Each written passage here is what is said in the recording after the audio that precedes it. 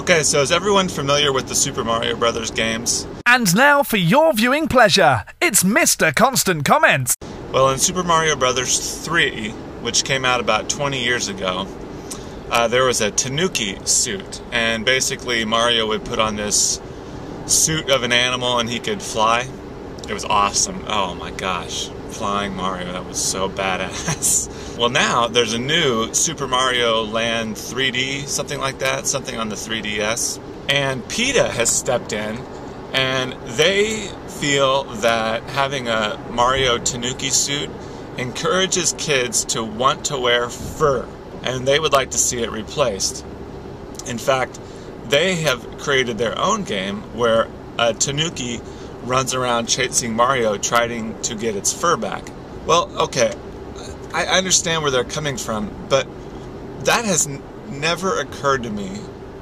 Whenever I played Mario Brothers 3 or anything, wanting to wear fur after I used the Tanuki suit never occurred to me. I never had an inkling to want to wear a fur coat or support the fur industry, like the fur coat industry, after I played with the Tanuki suit. I think that's just being crazy. That's just oversensitive. I think PETA gets too sensitive about some things, and I think this isn't one example of them. There's, I would love to know how many kids have ever thought, after playing Mario Brothers and wearing the Tanuki suit, I'd like to have my own fur coat so I can look like a Mario Tanuki. I mean, come on. It's crazy.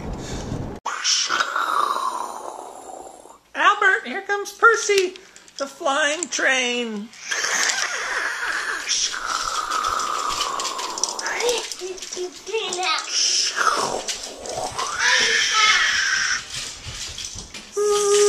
I'm gonna crash land.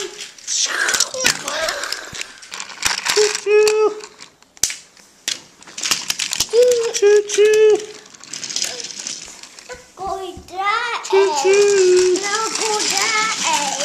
Do you guys remember how I told you quite a while ago that Albert had a particular way that we played with Thomas? Like, we could never use the two supports. We could only use the one support.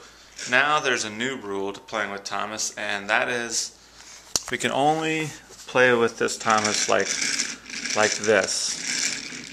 It also has the option of being turned on and going on its own with battery powered. That is unacceptable now, which is okay. It's kind of cool. You can do more things with it this way, but he will not let me turn it on. Okay, here, look, I'll show you.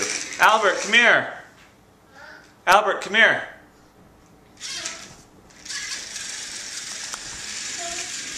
I want to play with Thomas. Okay, fine. So when I go to show you, he doesn't care. Well, take my word for it. He won't let me turn Thomas on and play with it that way. And, by the way, it's a pretty sweet track I built, I think. It's one of the best so far.